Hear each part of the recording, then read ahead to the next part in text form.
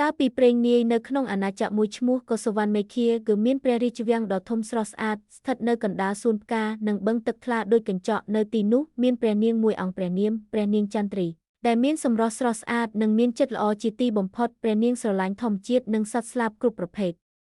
រាល់ព្រឹកព្រះនាងតែងយកគ្រាប់ស្រូវទៅបំពង់ឲ្យបក្សីក្នុងសួនបក្សីទាំងឡាយក៏មិនខ្លាចព្រះនាងឡើយព្រោះពួកវាដឹងថាព្រះនាងមានចិត្តមេត្តាថ្ងៃមួយខណៈព្រះនាងកំពុងដើរលេងក្នុងព្រៃតូចក្រោយព្រះរាជវាំងស្រាប់តែព្រះនាងបានឮសំឡេងស្រែកខ្សោយថាជួយខ្ញុំផងសូមជួយខ្ញុំព្រះនាងភ្ញាក់ផ្អើលហើយដើរតាមសំឡេងនោះនៅក្រោមគុម្ពោតមួយមានចាប់ពណ៌មាសតូចមួយកំពុងជាប់អន្ទាក់អ្នកប្រមាញ់ព្រះនាងអាណិតយ៉ាងខ្លាំងកុំភ័យណាខ្ញុំនឹងជួយអ្នកព្រះនាងបានដោះអន្ទាក់ដោយប្រុងប្រយ័ត្នបន្ទាប់ពីរួចផុតចាប់មាសក៏ហោះឡើងហើយនិយាយថាអរគុណព្រះនាងភ្ញាក់ផ្អើលខ្លាំងណាស់អ្នកអាចនិយាយបានចាប់មាសញឹមស្រាលហើយតបថាបាទខ្ញុំមិនមែនជាចាប់ធម្មតាទេខ្ញុំឈ្មោះសវណ្ណាជាបក្សីវេទមន្តដែលការពារព្រៃអាថ៌កំបាំងព្រះនាងចាប់អារម្មណ៍យ៉ាងខ្លាំងចាប់ពីថ្ងៃនោះមកព្រះនាងនិងចាប់មាសក៏ក្លាយជាមិត្តជិតស្និទ្ធសវណ្ណាតែងនាំព្រះនាងទៅកាន់កន្លែងស្រស់ស្អាតជាច្រើនក្នុងព្រៃពួកគេបានឃើញទឹកជ្រោះភ្លឺពេលយប់ការវេទមន្តដែលបញ្ចេញពន្លឺនិងសត្វអាថ៌កំបាំងជាច្រើនថ្ងៃមួយចាប់មាសហោះមកព្រះរាជវាំងទាំងភ័យខ្លាចព្រះនាងមានបញ្ហាធំហើយមានរឿងអ្វីព្រះនាងសួរអាបធ្មប់ខ្មៅម្នាក់ឈ្មោះម៉ារុកកំពុងស្វែងរកត្បូងពន្លឺដែលលាក់នៅក្នុងព្រៃវេទមន្តបើគាត់រកឃើញព្រៃទាំងមូលនឹងធ្លាក់ក្នុងភាពងឹតព្រះនាងមិនស្ទាក់ស្ទើរឡើយខ្ញុំនឹងទៅជួយអ្នកនៅព្រឹកថ្ងៃបន្ទាប់ព្រះនាងបានយកអាវធំមួយនិងធ្វើដំណើរជាមួយចាប់មាសចូលទៅក្នុងព្រៃអាថ៌កំបាំងព្រៃនោះធំនិងស្ងាត់ខ្លាំងពន្លឺថ្ងៃស្ទើរមិនអាចចូលដល់បានតាមផ្លូវពួកគេត្រូវឆ្លងកាត់ស្ពានឈើចាស់និងទន្លេដែលមានអ័ព្ទគ្រប់ដណ្ដប់ភ្លាមពួកគេបានឮសំឡេងគួរឲ្យខ្លាចអ្នកណាហ៊ានចូលមកទីនេះពីក្រោយដើមឈើធំមួយមានចកខ្មៅយក្សមួយក្បាលលេចចេញមកភ្នែករបស់វាក្រហមដូចភ្លើងព្រះនាងភ័យខ្លាចប៉ុន្តែចាប់មាសបានហោះទៅមុខហើយនិយាយថាពួកយើងមិនមកបង្កគ្រោះថ្នាក់ទេពួកយើងមកការពារត្បូងពន្លឺចកខ្មៅស្ងប់ស្ងាត់មួយសន្ទុះមុននឹងថយចេញ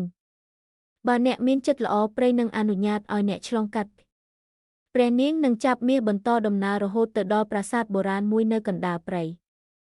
នៅក្នុងប្រាសាទមានត្បូងធំមួយបញ្ចេញពន្លឺពណ៌មាសដ៏ស្រស់ស្អាតប៉ុន្តែនៅទីនោះអាបធ្មប់ម៉ារុកក៏បានមកដល់មុនហើយហាទីបំផុតខ្ញុំរកឃើញវាហើយម៉ារុកសើចយ៉ាងខ្លាំងគាត់លើកដំបងវេទមន្តឡើងហើយបាញ់ផ្សែងខ្មៅទៅលើត្បូងពន្លឺភ្លាមនោះព្រៃទាំងមូលចាប់ផ្ដើមងឹតផ្កាជាច្រើនស្វិតហើយសត្វស្លាបហោះរត់ដោយភ័យខ្លាចព្រះនាងស្រែកថាបញ្ឈប់ទៅអ្នកកំពុងបំផ្លាញព្រៃម៉ារុកសើចយ៉ាងមើលងាយអ្នកមិនអាចទប់ខ្ញុំបានទេគាត់បានបាញ់វេទមន្តខ្មៅទៅរកព្រះនាងចាប់មាសសវណ្ណាបានហោះមកការពារហើយស្លាបមាសរបស់វាបញ្ចេញពន្លឺភ្លឺចែងចាំងការប្រយុទ្ធរវាងពន្លឺនិងភាពងឹតបានចាប់ផ្ដើមព្រះនាងនឹកឃើញពាក្យដែលសវណ្ណាធ្លាប់ប្រាប់ថាត្បូងពន្លឺឆ្លើយតបតែចំពោះអ្នកដែលមានចិត្តបរិសុទ្ធព្រះនាងបានដាក់ដៃលើត្បូងហើយអធិស្ឋានថាសូមការពារព្រៃនិងមនុស្សគ្រប់គ្នាផងភ្លាមនោះត្បូងពន្លឺចាប់ផ្ដើមបញ្ចេញរស្មីពណ៌មាសដ៏ខ្លាំងពន្លឺនោះរាលដាលពេញប្រាសាទនិងព្រៃទាំងមូលអំណាចខ្មៅរបស់ម៉ារុកចាប់ផ្ដើមរលាយដំបងវេទមន្តរបស់គាត់បែកខ្ទេចហើយគាត់ស្រែកដោយការភ័យខ្លាចមុននឹងរត់គេចខ្លួនចូលទៅក្នុងភាពងឹតក្រោយការប្រយុទ្ធព្រៃវេទមន្តត្រឡប់មកស្រស់ស្អាតដូចមុនផ្ការីកឡើងវិញទឹកជ្រោះភ្លឺថ្លាហើយសំឡេងបក្សីក៏លាន់នៅពេញព្រៃចាប់មាសសវណ្ណាបានហោះមកជិតព្រះនាងហើយនិយាយថាព្រះនាងអ្នកបានសង្គ្រោះព្រៃនិងអាណាចក្រព្រះនាងញឹមស្រាលយើងជួយគ្នាទៅវិញទៅមកនោះពិភពលោកនឹងស្រស់ស្អាតជានិច្ចបន្ទាប់ពីហេតុការណ៍នោះចាប់មាសនៅតែជាមិត្តជិតស្និទ្ធរបស់ព្រះនាងរាល់ព្រឹកវាតែងហោះជុំវិញព្រះរាជវាំងនិងច្រៀងបទចម្រៀងដ៏ពីរោះប្រជាជនទាំងអស់ជឿថាដរាបណាចាប់មាសនៅតែហោះលើមេឃអាណាចក្រសុវណ្ណមេឃានឹងមានសន្តិភាពជានិច្ចគិតបណ្ឌិត